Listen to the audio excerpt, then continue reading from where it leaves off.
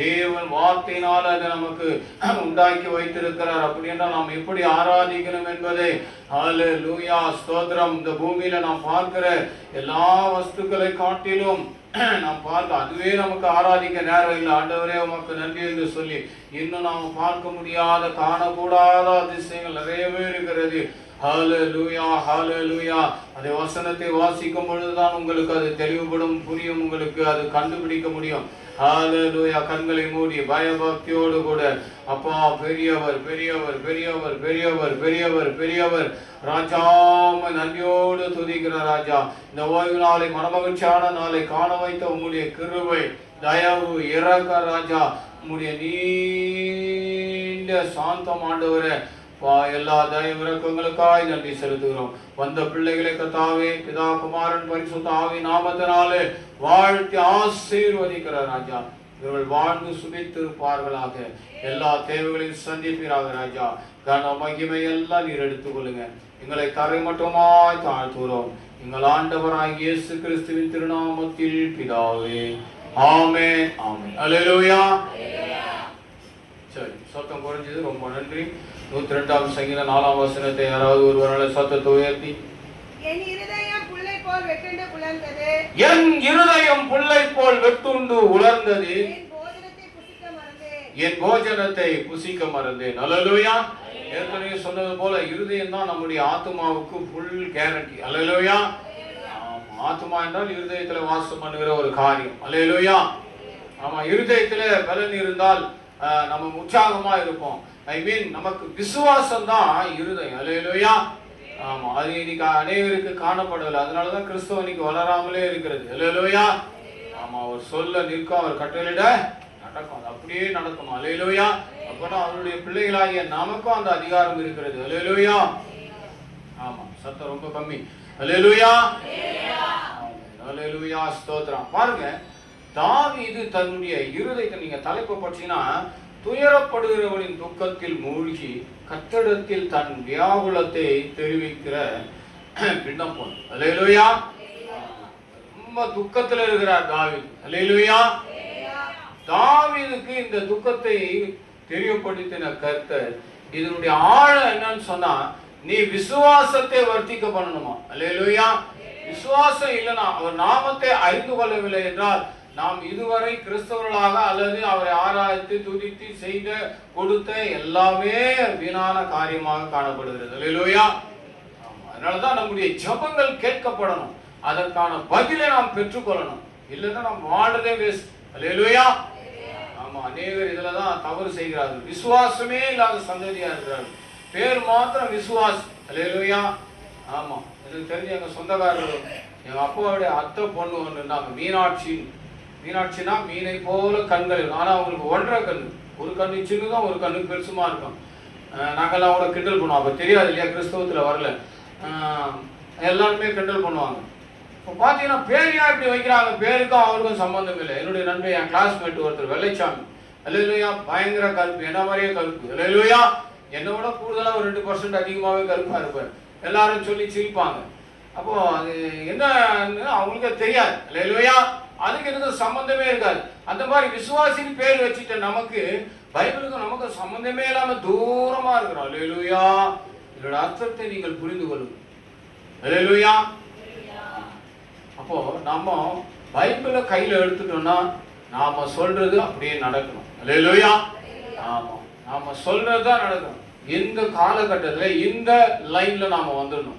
இல்லைன்னா நாம கொஞ்சம் தூரம் அப்படி விசுவாசம் தளர விட்டோம்னா அது அப்படி சோர்ந்து போயிடுச்சுன்னா அங்க வேற ஒருத்தர் வந்து கிரியை செய்வான். அல்லேலூயா. கடங்காரன் வந்துடுவான், சண்டைக்காரன் வந்துடுவான், எரிச்சல்காரன் வந்துடுவான், கோபக்காரன் வந்துடுவான். விசுவாசம் அங்க இல்லைன்னா வேற ஒருத்தன் வந்துடுவான். அல்லேலூயா. நம்ம படிக்கிற பிள்ளைங்களுக்கு சயின்ஸ்ல படிக்கிற பிள்ளைங்களுக்கு தெரியும், சர்க்கரை கரைச்சல் உப்பு கரைச்சல் எடுத்துப்பாங்க. ரெண்டுத்திலையும் வச்சு எது நிறைய ஊடுருவுது அதிகமானு பார்ப்பாங்க. 2 கரைச்சலை வச்சுட்டு 3வது ஒரு கரைச்சல டியூபை கனெக்ஷன் பண்ணிடுவாங்க. அப்போ அதனுடைய டென்சிட்டி எது கம்மியாகுதோ அதில் போய் இது போயிடும். அல்லேலூயா.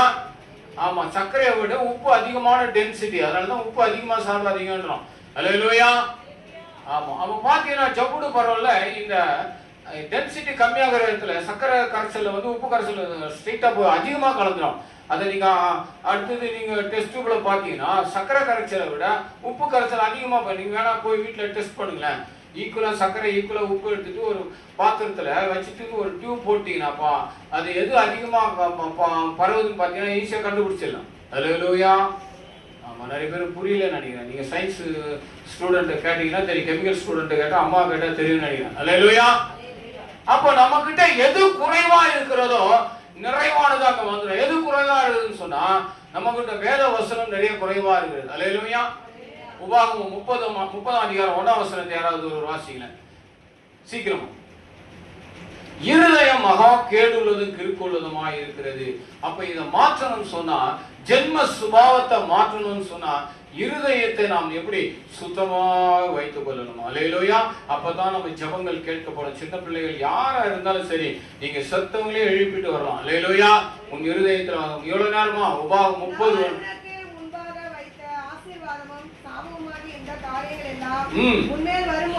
உன்மேல் வரும் பொழுது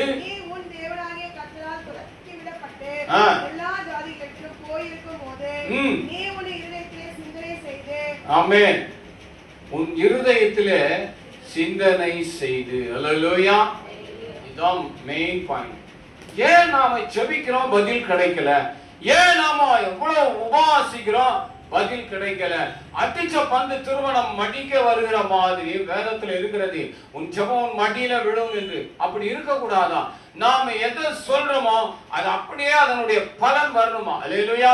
நீங்க ஏசாயா 55 போய் நீங்க நல்லா வீட்டுல வாசித்து பாருங்க. தயவாய் கொஞ்சம் எனக்காக அந்த அதிகாரத்தை ஏசாயா 55 வாசிங்களேன். தவசு காலத்துல இருக்கிறீங்க, நிறைய பைபிள் படிப்பீங்க நான் விசுவாசிக்கிறேன். அல்லேலூயா. அப்படி படிக்காதவங்க போய் படிங்க. விசுவாசம் இல்லாத சந்ததிகளாய் நாம் காணப்படவே கூடாது. அல்லேலூயா. அப்போஸ்தலர் 7 அதிகாரம் 23 வசனத்தை யாராவது ஒரு வாசிங்க. அப்போஸ்தலர் நடபடிகள் 7 அதிகாரம் 23 வசனத்தை ஒருவர் வாசிங்க. ஏன் இருதயம்னா நமக்கு மெயின்? எதுக்கு இந்த இருதயம் ஆத்மாவுக்கு ஒப்பிடப்படுது? 40 வயதான போது ஆமா, இஸ்ரவேல் புத்திரராகிய தன்னுடைய சகோதரர்களை கண்டு சிந்திக்கும்படியாய் அவன் இருதயத்திலே எண்ணம் உண்டாயிற்று. அல்லேலூயா. யார சொல்றாங்க தெரியுதா? தெரியலனா அடுத்த வசனத்தை வாசிங்க.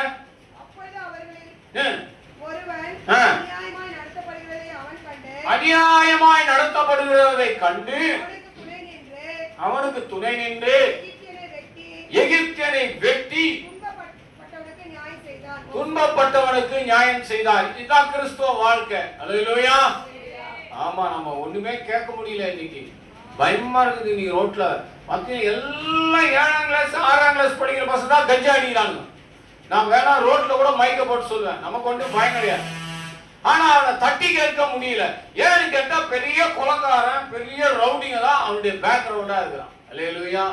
13 வயசுல 12 வயசுல 6ஆம் கிளாஸ் 7ஆம் கிளாஸ் படிக்கிற பாருங்க பவுடரான். இந்த நான் கையை விரல கட்டுற அதுல 5 பேர் சாப்பிடுறாங்க. இதை கண்ணுக்கு எதிராக பாக்குறேன். 5 பேர் சாப்பிடுறாங்க. எல்லாம் ஸ்கூல் படிக்கிற பசங்க, சந்திர வித்யாலய ஸ்கூல்ல படிக்கிற பசங்க, வெள்ளஞ்செட்டி ஸ்கூல்ல படிக்கிற பசங்க, ஜெயகோபால் கல்லூரியில படிக்கிற பசங்க எல்லாம் கூட்டா சேர்ந்து அதுல ஒருத்தன் ஸ்கூலுக்கு போகவே முடியல. ஏன்னா இவன் பேக்ரவுண்ட் என்ன யாரான்னு கேட்டா புழற்சியில ஒரு மிகப்பெரிய ரவுடி. அவனுடைய ஆட்கள் தான் இதை செஞ்சு எல்லாம் பண்றானுங்க. இதெல்லாம் நம்ம கேட்க முடியாதுங்க ஐயா. கேட்டா அவ்வளவுதான், நம்மளையும் விட்டுவானுங்க. அல்லேலூயா. அதனால ஊர் தலைவர்கள் ஊர் பெரிய ஆளுகள் ரவுடி எல்லாம் அடங்கி போய் அப்படியே அமைதியா தான் எப்படியா போங்கடா கெட்டு போங்கடா அப்படின்னு விட்டுறாங்க. ஒருத்தர பாத்தீங்கன்னா நம்ம எதுவுமே கேட்க முடியல. ஆனா வேதம் என்ன சொல்லுது? கேளுங்க அப்படின்னு. எப்படி நம்ம போய் கேட்க முடியும்? நமக்கு என்ன விசுவாசம் இருக்குது? அல்லேலூயா. ஜெபிக்கணுமா? எப்படி ஜெபிக்கணுமா? வைராக்கியமா ஜெபிக்கணுமா? இந்த வாலிப பிள்ளைகளா மனம் மாறணும். இதனுடைய வேர் அற்று போகணும். இந்த வேர்ல நெருப்ப வைக்கிற ஆண்டவரே, இந்த வேர் அற்று போகணும் ஆண்டவரே சொல்லி நீ முழங்கால் படிட்டு வாசம் இருந்து அந்த காரியம் ஜெயிக்கிற வரையில நீ முழங்கால் நின்று ஜெபிக்கும் பொழுது அது வேற அருந்து போகும். அல்லேலூயா. ஆமா. அன்னைக்கெல்லாம் சாராய கடை மூடணும்னு ஜெபம் பண்ணாங்க. எல்லா ஊழியக்காரங்களும் எல்லா விசுவாசிகளும் ஜெபம் பண்ணாங்க. இப்போ அதெல்லாம் குறைஞ்சி போச்சு. எங்கேயோ ஒரு சில சபைகள் தான் இதை சாராய கடையெல்லாம் மூடணும், சாராய கடை இல்லாத மதுக்கடைகள் இல்லாத தமிழகமா மாறணும்னு ஒரு சில சபைகள் தான் இப்ப ஜெபித்து கொண்டிருக்கிறார்கள். அல்லேலூயா. அரசாங்கமும் சரியில்லை. அதிகமான கஞ்சா, அதிகமான பிரவுன் சுகர், வேற என்னென்னோ பவுடர்லாம் சொல்றாங்க, வேற ஏதோ கொட்டை சொல்றாங்க, பாம்பு கொட்டையா, நான்லாம் பார்த்ததே கிடையாது, கேள்விப்பட்டு பல சொல்றாங்க. இதை சாப்பிட்டா அவ்வளவுதான் அப்படியே ஆகாசத்துல பறக்கிற மாதிரி இருக்குமா. அல்லேலூயா. நான் விசுவாச சந்ததிகளாகிய நாம் எப்படி இருக்கணுமா? மோசே போல இருக்கணுமா. அல்லேலூயா. என்ன பண்ணா மோசே? அங்க அநியாயத்தை பார்த்து ஒருத்தரை கொலை பண்ணிட்டான். அல்லேலூயா. ஆனா நாம கொலைக்கு பயந்து இன்னைக்கு ஓடி போகல, நம்ம எப்படின்னா போறான், எங்கன்னா கேட்டு போறான்ட்டு நம்ம பயந்து நம்ம கத்தி எடுத்துட்டு போய் சண்டை போடுறதுல அவங்ககிட்ட போய் கேட்கவில்லை. நம்ம கிட்ட இருக்கிற வேற பட்டையம் ஒன்று இருக்குது, அதை எடுத்து பயன்படுத்துங்க. அல்லேலூயா. உங்களுடைய தலை சீராவை எடுத்து பயன்படுத்துங்கள், உங்கள் இடை கச்சங்களை எடுத்து நீங்க பயன்படுத்துங்க. அல்லேலூயா. அதே அப்போஸ்தலர் 8:22 வாசிங்க. இருதயத்திலே பலம் வேணும்.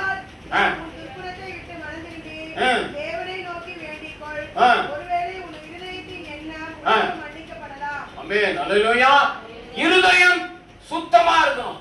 அப்படி இல்லைன்னா நாம ஜெபிக்கிற ஜெபம், நாம என்னத்தான் ஆராதனை பண்ண, என்னத்தான் காணிக்க கொடுத்தாலும் ஒண்ணு செல்லுபடி ஆகுது. அல்லேலூயா. அதனாலதான் ஆண்டவர் சொல்றாரு, உன் காணிக்கை இங்க வச்சுட்டு, ஏன் இங்க வைக்க சொல்றாருன்னா, சபையில நீ ஒரு அங்கத்தினரும் மெம்பரா இருக்க, அந்த மெம்பர் சீட்டை இங்க வச்சுட்டு நீ போய் முதல்ல ஒப்புரவாகும். அல்லேலூயா. நீ ஒப்புரவாகி வந்தாதான், அதுக்கப்புறம் தான் நீ மன்னித்தால் தான் உனக்கு மன்னிக்கப்படும், இல்லைன்னா கிடையவே கிடையாது என்றார். அல்லேலூயா. நிறைய ஆராய்ந்து பார்க்கக்கூடிய விஷயங்கள். அப்போ நாம் இருதயத்திலே சுத்தம் இருந்தாதான் தேவனை பார்க்க முடியும். தேவனை பார்க்க முடியும்னா உன் இருதய சுத்தம் இருந்தாதான் அந்த வசனத்தினுடைய கருத்துக்கள் உனக்கு வெளிப்படும், இல்லைன்னா வெளிப்படாது. எல்லாரும் போல 4வது ஆளு 10வது ஆளு 11வது ஆளு வேதத்தை வாசிக்கிற மாதிரி தான் நீ வாசித்து போகணும். இருதயத்திலே சுத்தம் இருந்தால் நீ தேவனை பார்ப்ப. வசனத்தில் உள்ள அர்த்தங்கள், ஆழங்கள், அகலங்கள், நீளங்கள் 8 திசையும் அதில் இருப்பதை நீ காண முடியும். அல்லேலூயா. அதனாலதான் ஆரம்பத்திலே சொன்ன, பூமியில காணப்படுகிற எல்லா வஸ்துக்களை காட்டிலும் ஆகாயத்திலும் பூமியிலும் காணப்படுகிற வஸ்துக்களை இதுவரை நாம் பார்க்க முடியவில்லை. அல்லேலூயா. அதனாலதான் எலியா போன்ற ஆட்கள் எல்லாம் வல்லமையா எடுத்து பயன்படுத்தினார். அல்லேலூயா. ஆமா, சொன்னதுதான். அல்லேலூயா. அக்னினால பதில் கொடுப்பவரே உண்மையான தெய்வம். அல்லேலூயா. ஜனங்கள் அத்தனை பேரும் முகங்குப்புற விழுந்து அக்னினால பதில் கொடுக்கிற தெய்வமே கர்த்தரே தெய்வம், கர்த்தரே தெய்வம் சொன்னாங்க. அல்லேலூயா. அப்படி ஒரு ஊழியத்தை நாம் செய்யணும். அப்ப இருதயத்திலே நாம் சுத்தமுள்ளவர்களாய் இருந்தா மாத்திரம்தான் இந்த 4ஆம் வசனத்திலே சொல்லப்பட்டது போல, வாசிங்க 4ஆம் வசனத்தை ஒருவர், என் இருதயம் புல்லை போல வெட்டுண்டு உலர்ந்தது, என் போஜனத்தை புசிக்க மறந்தேன். அல்லேலூயா. அவன் துக்கத்துல சொல்றான், ஆழமான வருத்தத்துல சொல்றான். எப்படி இருக்கணுமா? புல்லை போல வெட்டணும், அப்படி வெட்டப்படணும். பச்சம் பசேல் இருக்கிற அந்த புல்லை வெட்டுன்ற. உனக்கு எது இடைஞ்சலா இருக்குது? கண்களை மூடுவோம். உனக்கு எது இடைஞ்சலா இருக்குது? இதயத்தை சுத்தம் பண்ண உன் கண்கள் இடைஞ்சலா இருக்கிறதா? ஒருவேளை அந்த கண்ணை நாம புடுங்கலாம். அல்லேலூயா. வசனத்தை கொடுத்து, வசனத்தை வாங்கி ஒரு 100 தடவை 50 தடவை வசனத்தை வாசித்தேன்னு அந்த கண்ணில் இருக்கிற மாயம் மறைஞ்சிடும். இருதயத்துல கசப்பு. யார்கிட்ட பேசலாம் இப்போ போய் பேசுங்க. கணவன் கிட்ட பேசலன்னா இப்பொழுது போய் பேசுங்க. மனைவி கிட்ட பேசலன்னா இப்பொழுது பேசுங்க.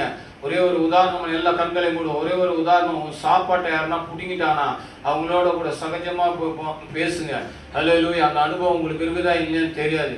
எனக்கு நல்லா தெரியும். கடந்த வாரத்துல 2 வாரத்துக்கு முன்பாடி நான் நிறைய வேலை, ரொம்ப கஷ்டமான வேலை, வீட்டில் வேலை நடக்குது. ஒரு போர்ஷன் நான் கட்டின்னு இருக்கேன். வேலைலாம் செஞ்சு சாப்பாடை உட்கார்ந்தா சாப்பிட்டுக்கிட்டே இருக்கிறேன். இது எனக்கு வச்ச சாப்பாடுன்னு அப்படியே பிடிக்கிட்டு போயிட்டாங்க. உங்களுக்கு எப்படி இருக்கும் சொல்லுங்க பார்க்கலாம். அல்லேலூயா. சாப்பாடு செய்யலாம். நீங்க பார்த்தீங்கன்னா உனக்கு இந்த பொட்டலும் எனக்கு இந்த பொட்டலும் பாருங்க. சாப்பாட்டை கூட விட்டு கொடுக்க முடியாத சகோதரிகள், மனைவி அப்பேற்பட்ட மாதிரி. ஆனா சகஜமா நான் ஆண்டவரே, இது நான் என்ன பண்ண முடியும், எனக்கு வாய்த்தது அப்படிதான் ஆண்டவரே. எனக்கு வச்ச சாப்பாடு 3 புடி சாப்பிட்டேன். 3வது புடி சாப்பாட்டு அப்படியே புடின்னு போயிட்டாங்க. உனக்கு வச்சது நீ போய் சாப்பிடுனாங்க. அல்லேலூயா. நீங்க என்ன எப்படி கோவப்பட்டிருப்பீங்க? அல்லேலூயா. தாராளமாக எடுத்துன்னு போய் சாப்பிடுமா. எனக்கு என்ன இருக்குது, ஒயிட் ரைஸ் ரைட் கொடுமா, அப்படியே போட்டு சாப்பிட்டு கர்த்தாவை நீங்க பார்த்துக்கொள்ளுங்க. அல்லேலூயா. இந்த மனம் வேணுமா? நான் பெருமைக்காக சொல்ல, உன் ஆகாரத்தை கூட பிடுங்கலாம், உனக்கு கோபமே வரக்கூடாது. எந்த சூழ்நிலையிலும் நான் மன்னிக்கிறவர்களா இருக்கணும், மன்னிக்கிற இருதயம் இருக்கணும். அப்பதான் வேதவசனம் உனக்கு வெளிப்படும். இல்லைன்னா வேதவசனம் உனக்கு அந்த மறைபொருள் வெளிப்படவே படியாது. ஏன்னு சொன்ன ஆண்டவர் சொல்லிட்டாருன்னா, அவர் என்ன பண்ணாரா, மேல் வஸ்திரம் எல்லாத்தையும் எடுத்து இடுப்புல கட்டி என்ன பண்ணிட்டாராம், பாதத்தை கழுவ ஆரம்பித்தார். எல்லாரும் எல்லாம் உருக்கமா எல்லாரும் கண்களை மூடி ஆமேன். அவர் சீசனுடைய காலில் கழுவணும்னு எந்த விதமான நிர்பந்தமோ கிடையாது. ஆனாலும் தன்னை தாழ்த்தினார். எபேசியர்ல நாம் வாசிக்கிறது போல அவர் தேவனுடைய அதிகாரத்தை கொள்ளையாடின பொருளாய் எண்ணாமல் சிலுவை வரையில தன்னை தாழ்த்தினார். நம்ம கிட்ட அந்த தாழ்வு இருக்குதா? அதற்கான இருதயமாய் நம்முடைய இருதயம் மாறணுமா? அதற்கான இருதயமா உன் இருதயம் மாறணுமா? இல்லனா நீ இப்படியே தான் அமைதியா இருப்ப. இல்லனா இந்த வார்த்தையில கேட்ட உடனே உன் தலை மேல அக்னி இறங்கணும். உன் தலை மேல அக்னி இறங்கணும்னா உன் இருதயம் சரியில்லை, உன் அவயங்களில் ஏதோ ஒரு குறையா இருக்கிறது. நீ வானத்தை பார்க்கல, நீ அந்தகாரத்தை பார்த்து கொண்டிருக்கிறாய். உன் கோபத்திலே நீ நிலை நிற்கிறாய், உன்னுடைய எரிச்சல நீ நிலை நிற்கிறாய். இவை எல்லாம் போகிறனா அந்த பரிசுத்த அக்னி உன் தலை மேல இறங்கணுமா? உன் தலை மேல அந்த அக்னி இறங்கணுமா? அந்த அக்னி நீ கரங்களை நீக்கினா அது அப்படியே சுத்தி எரிக்கணுமா? உன்னை பார்த்து பிசாசுகள் நடுநடுங்கணுமா? ஐயோ நீ இங்கே வந்து விட்டாயா என்று சொல்லணுமா?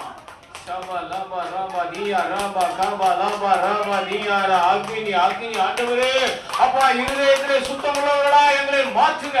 நாவின் அதிகாரத்தை மாற்றுங்க. என் நாவின் ஆண்டவரே இருக்கிற எல்லா குற்றம் குறைகளை எடுத்து போடுங்க. ஆண்டவரே எனக்கு சிந்தனையை உண்டாக்குற என் இருதயத்தை தயவாய் மன்னிப்பீராக ஆண்டவரே. ஹல்லேலூயா ஹல்லேலூயா ஹல்லேலூயா. அப்பா இருதயத்தை சுத்தமுள்ளவர்கள் பாக்கியவான் என்று சொன்னியப்பா. இருதயத்திலே சுத்தமுள்ளவர்கள் பாக்கியவான் என்று சொன்னீர் ராஜா. உம்முடைய வசனத்தை நாங்கள் பார்க்க, தேவனை தரிசிக்க, வேத வார்த்தை தான் தெய்வம் என்பதை இவர்கள் புரிந்து கொள்ள வேண்டும் ராஜா. வேத வசனத்தில் ஆண்டவர் வெளிப்படுங்க, பேசுங்க ராஜா. கன மகிமை எல்லாம் நீர் எடுத்துக் கொள்ளுங்க. எங்கள் ஆண்டவராய் இயேசு கிறிஸ்துவின் திருநாமத்தில் பிதாவே, ஆமென் ஆமென். அல்லேலூயா.